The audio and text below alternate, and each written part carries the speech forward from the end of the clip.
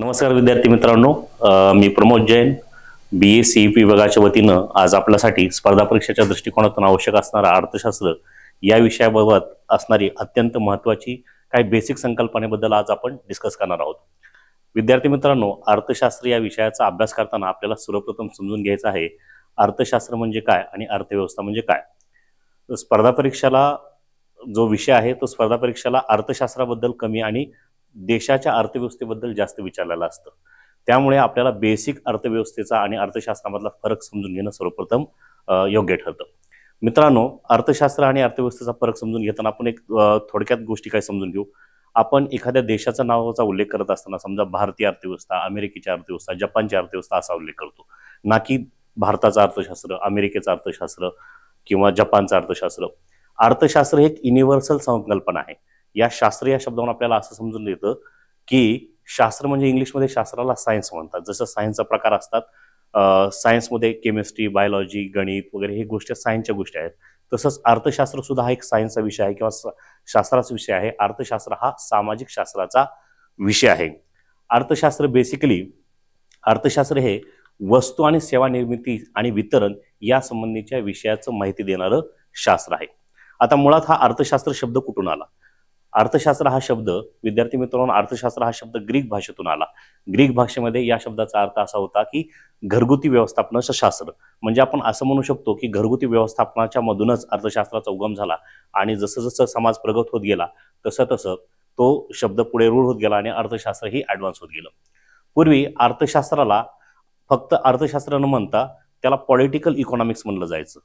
मात्र 19व्या शतकानंतर हा अर्थशास्त्र हा विषय किंवा इकॉनॉमिक्स हा विषय स्वतंत्र शास्त्र म्हणून गणला जाऊ लागला।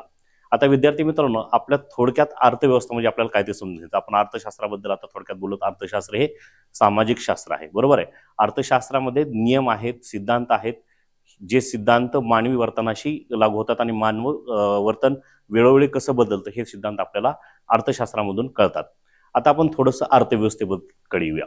विद्यार्थी मित्रांनो, प्रत्येक देश कुठलाही देश असू द्या, देशामध्ये काही वस्तूंचं उत्पादन होत असतं, वितरण होत असतं, विभाजन होत असतं आणि त्या देशामध्ये विनिमय चालत असतो।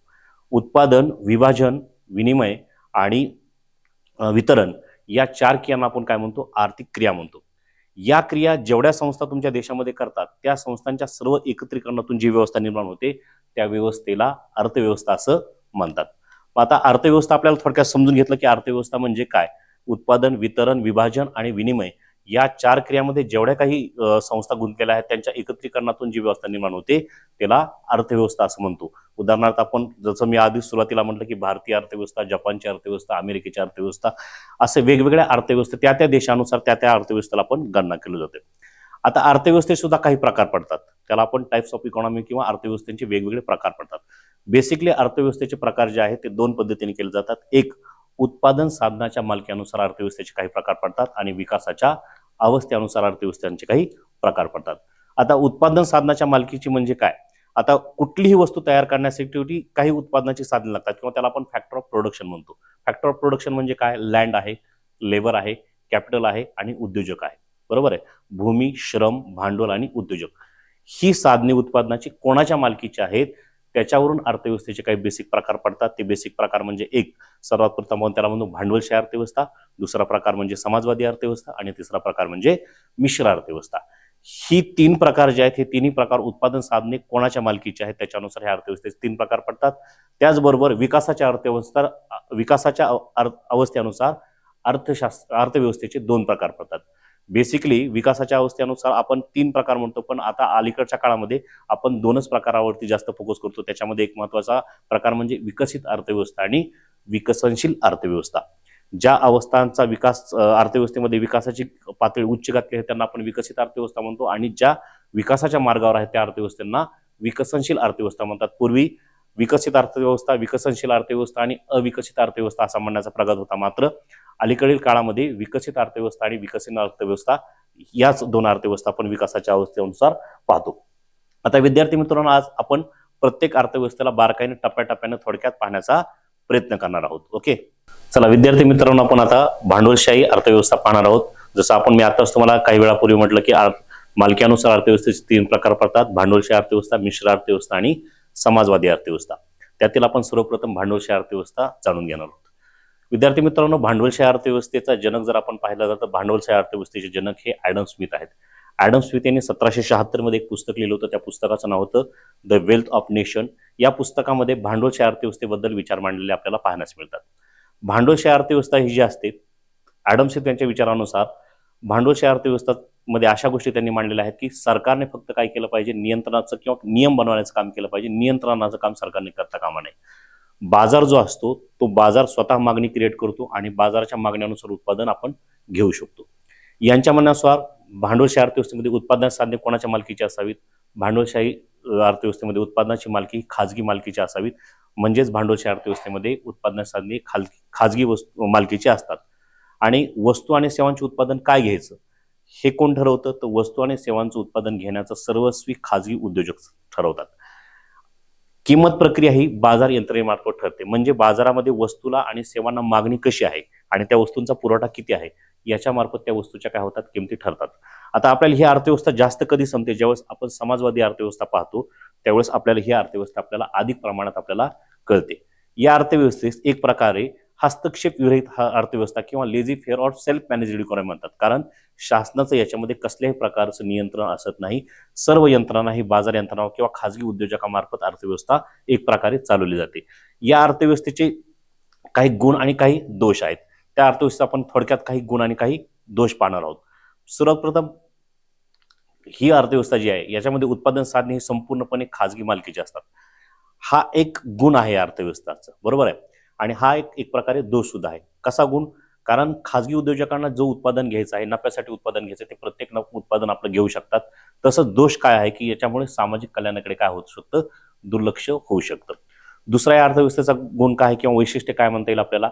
व्यवसाय निवडीचे व निर्णय घेण्याचे स्वातंत्र्य हे पूर्णपणे उद्योजकाचं असते.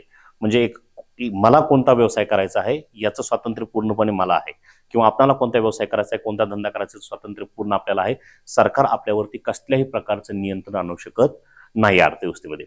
त्याचबरोबर या अर्थव्यवस्थेमध्ये ग्राहक हा सार्वभौम असतो. सार्वभौम असतो म्हणजे ग्राहकावरती कुठल्याही गोष्टीचं किंवा कुठल्याही प्रकारचं बंधन नसतं. म्हणजे एखाद्या ठिकाणी समजा समाजवादी अर्थव्यवस्थेमध्ये जाल तर ग्राहक हा सार्वभौम नसतो. म्हणजे तिथे सरकार देईल तीच वस्तू आपल्याला काय करावी लागते, घ्यावी लागते.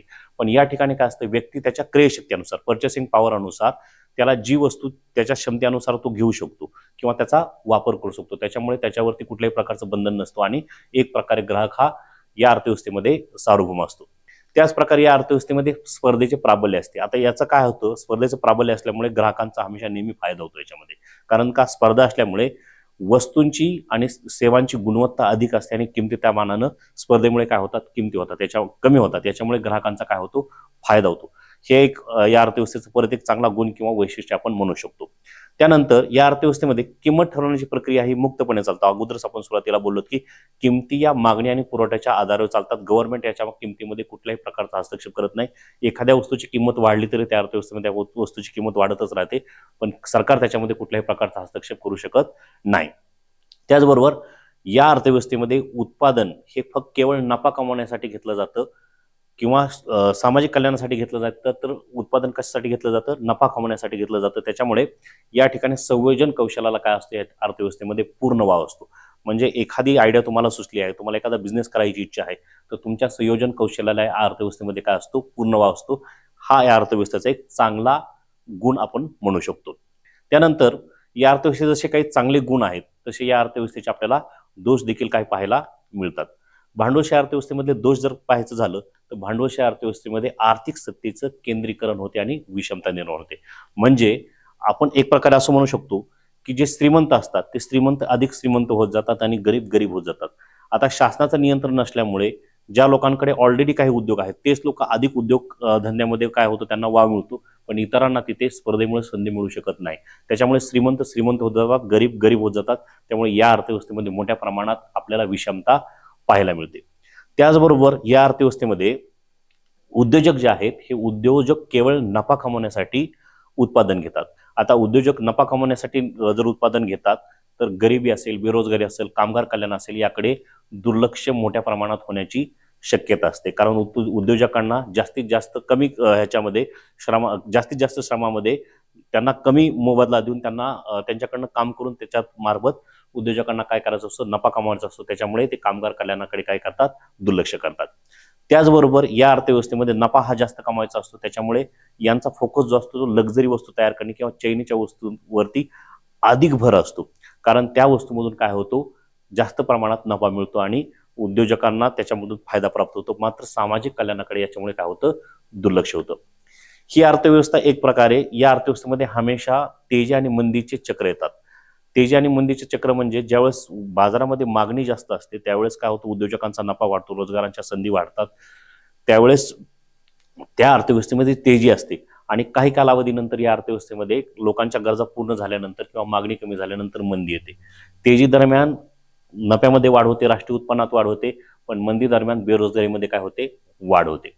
बरोबर आहे. त्याचबरोबर आता या अर्थव्यवस्थेचा पुढचा दोष म्हणजे सगळ्यात महत्त्वाचा, या अर्थव्यवस्थेमध्ये उत्पादन हा केवळ नफा घेणं हा उद्देश असल्यामुळे पर्यावरणाचा विचार केला जात नाही. म्हणजे आपण एक साईडला जर एखादी वस्तू तयार करतोय तर त्याच्यामुळे पर्यावरणाचा ऱ्हास होतो, हे बरोबर आहे. म्हणजे एखादं झाड उभं आहे, ते झाड उभं असताना तो पर्यावरणाचा ऱ्हास होत नाही, पण झाड उभा राहिलं तोडल्यानंतर मात्र पर्यावरणाचा ऱ्हास व्हायला सुरुवात होतो. आता हा खाजगी उद्योजक हे झाड तोडून त्याच्यापासून फर्निचर बनवतील, इतर वस्तू बनवतील का, त्यांना काय करायचं आहे, केवळ नफा कमवायचा आहे. म्हणून पर्यावरणाकडे एक पूर्णपणे दुर्लक्ष केलं जातं, कारण इथे उद्देश काय असतो, केवळ नफा कमवणे हा त्यांचा मूळ उद्देश असतो. बरोबर आहे. विद्यार्थी मित्रांनो, आताच आपण भांडवलशाही अर्थव्यवस्थेचे काही गुण आणि काही दोष पाहिले. आता याच अर्थव्यवस्थेप्रमाणे उत्पादनाच्या मालकीनुसार दुसरी अर्थव्यवस्था जी येते ती म्हणजे समाजवादी अर्थव्यवस्था. भांडवलशाही अर्थव्यवस्थेचे जनक पाहिले होते आपण. भांडवलशाही अर्थव्यवस्थेचे जनक हे ॲडम स्मिथ आहेत. तर त्यांचं पुस्तकाचं नाव होतं द वेल्थ ऑफ नेशन, 1776 मध्ये प्रकाशित केलेलं. समाजवादी अर्थव्यवस्थेचे जनक जे आहेत ते आहेत कार्ल मार्क्स. कार्ल मार्क्स बद्दल आपण थोडंसं बोलूया. कार्ल मार्क्स यांनी दास कॅपिटल नावाचं पुस्तक लिहिलं आणि कार्ल मार्क्सला असं वाटतं की भांडवलशाही अर्थव्यवस्थेमध्ये जो भांडवलदारांचा, जो उद्योजकांचा जो नफा आहे तो कामगारांचे अतिशय श्रम आहे. म्हणजे कामगार अधिक श्रम करतात आणि भांडवलदारांना ते अधिक नफा कमवून देतात. म्हणजे त्यांचा नफा हा कामगारांची पिळवणुकीमधून किंवा त्यांच्या श्रमामधून निर्माण होणारी एक नफा आहे, असं कार्ल मार्क्स यांना वाटतं. ही अर्थव्यवस्था जर आपण विचार केला तर ही अर्थव्यवस्था संपूर्णपणे भांडवलशाहीच्या विरुद्ध अर्थव्यवस्था आहे. बरोबर आहे. ही अर्थव्यवस्था भांडवलशाहीच्या संपूर्ण विरुद्ध अर्थव्यवस्था आहे. ती कशी ते आपण आता थोडक्यात पाहणार आहोत. भांडवलशाही अर्थव्यवस्थेमध्ये आपण पाहिलं होतं की उत्पादन साधने जी आहेत ही सर्व खाजगी मालकीची आहेत. या समाजवादी अर्थव्यवस्थेमध्ये मात्र उत्पादन साधने खाजगी मालकीची नसून सरकारच्या मालकीची किंवा सामूहिक मालकीची आहेत. बरोबर आहे. दुसरी गोष्ट आपण भांडवलशाही अर्थव्यवस्थेमध्ये पाहिलं होतं की उत्पादन, वस्तूचे उत्पादन, सेवांचे उत्पादन हे खाजगी व्यवस्थापकामार्फत चालते. समाजवादी अर्थव्यवस्थेमध्ये मात्र उत्पादन, विभाजन असो किंवा सेवांचं असो, कुठल्याही गोष्टीचं उत्पादन असो, विभाजन असो, हे सर्व सरकारमार्फत चालतं. भांडवलशाही अर्थव्यवस्थेमध्ये आपण एक घटक पाहिला होता की किंमत ठरवण्याची प्रक्रिया ही जी आहे ती मुक्तपणे बाजारपेठेच्या आधारावर चालते. मात्र समाजवादी अर्थव्यवस्थेमध्ये किंमत ठरवण्याची प्रक्रिया जी आहे ती संपूर्णपणे सरकारच्या हातात असते. म्हणजे एक प्रकारे भांडवलशाही अर्थव्यवस्थेमध्ये जे काय आहे त्याच्या संपूर्णपणे अपोजिट गोष्टी कुठे आहेत, समाजवादी अर्थव्यवस्थेमध्ये. त्याच्यामुळेच मी तुम्हाला सुरुवातीला म्हटलं होतं की भांडवलशाही अर्थव्यवस्था कधी जास्त कळते, ज्यावेळेस आपण समाजवादी अर्थव्यवस्था पाहतो त्यावेळेस आपल्याला भांडवलशाही अर्थव्यवस्था जास्त प्रमाणात पाहण्यास मिळते. आता समाजवादी अर्थव्यवस्था आपण ज्यावेळेस म्हणतो त्यावेळेस काही ठिकाणी आपल्याला एक शब्द आपल्या कानावर पडतात, समाजवादी आणि त्यासोबत साम्यवादी. त्याला इंग्लिशमध्ये समाजवादीला सोशलिस्ट म्हणतात आणि साम्यवादीला कम्युनिस्ट म्हणतात. आता याच्यामध्ये काय फरक आहे? याच्यामध्ये जास्त काही फरक नाही, थोडासा मायनर फरक आहे, आपण थोडक्यात तो समजून घेऊया. बघा, समाजवादी अर्थव्यवस्था जी असते, समाजवादी अर्थव्यवस्थेमध्ये उत्पादन साधने व संपत्तीवर शासनाचा ताबा असतो. सोशलिस्ट इकॉनॉमीमध्ये जी सोशलिस्ट इकॉनॉमी असते त्याच्यामध्ये काय असतं, उत्पादनाची साधने आणि संपत्तीवर शासनाचा ताबा असतो. एवढंच नाही तर श्रम म्हणजे मी काम काय करायचं हे देखील कोण ठरवतं, शासन ठरवतं.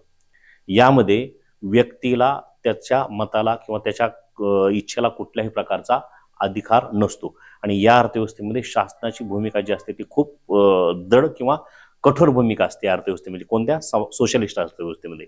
विद्यार्थी मित्रांनो, आत्ताच आपण भांडवलशाही अर्थव्यवस्थेमधले गुण आणि दोष याबद्दल चर्चा केली. जसं भांडवलशाही अर्थव्यवस्था पाहिली तशीच दुसरी अर्थव्यवस्था आहे उत्पादन साधनाच्या मालकीनुसार असणारी दुसरी अर्थव्यवस्था आहे समाजवादी अर्थव्यवस्था. समाजवादी अर्थव्यवस्थेबद्दल जर बोलायचं झालं तर समाजवादी अर्थव्यवस्थेचे जनक हे कार्ल मार्क्स आहेत. कार्ल मार्क्स यांनी दास कॅपिटल नावाचा ग्रंथ लिहिला आणि या ग्रंथामध्ये समाजवादी अर्थव्यवस्थेबद्दल त्यांनी डिस्कशन केलेलं आहे. कार्ल मार्क्स यांच्या मते भांडवलशाही अर्थव्यवस्थेमध्ये जो उत्पादकांचा नफा असतो तो कामगारांनी केलेले अतिरिक्त श्रम असतात. म्हणजे उद्योजक जास्त श्रम करून घेतात आणि त्याच्या मार्फत नफा कमवतात असं कार्ल मार्क्सला वाटतं. त्यांनी जी अर्थव्यवस्था डिझाईन केली किंवा त्यांनी ज्या अर्थव्यवस्थेबद्दल विचार मांडले ते अर्थव्यवस्था पूर्णपणे ते विचार पूर्णपणे भांडवलशाही अर्थव्यवस्थेच्या विरुद्ध आहेत.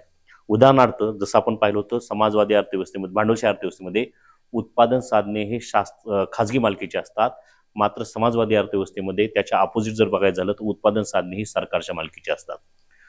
भांडवलशाही अर्थव्यवस्थेमध्ये आपण पाहिलं होतं वस्तू व सेवांचे उत्पादन आणि विभाजन कोण करतं? खाजगी उद्योजक करतात. समाजवादी अर्थव्यवस्थेमध्ये मात्र वस्तू आणि सेवांचे उत्पादन आणि वितरण कोण करतं? सरकार करतं. भांडवलशाही अर्थव्यवस्थेमध्ये आपण असं पाहिलं होतं की किंमत ठरवण्याची प्रक्रिया जी आहे ती बाजारामार्फत ठरते. बाजारामध्ये मागणी किती आहे, पुरवठा किती आहे याच्या आधारे ठरतं. समाजवादी अर्थव्यवस्थेमध्ये मात्र किंमत ठरवण्याची प्रक्रिया जी आहे ती सरकार ठरवतं. म्हणजे एकंदरीत भांडवलशाही अर्थव्यवस्थेमध्ये ज्या गोष्टी आहेत त्याच्या संपूर्णपणे उलट गोष्टी ज्या आहेत त्या समाजवादी अर्थव्यवस्थेमध्ये आहेत.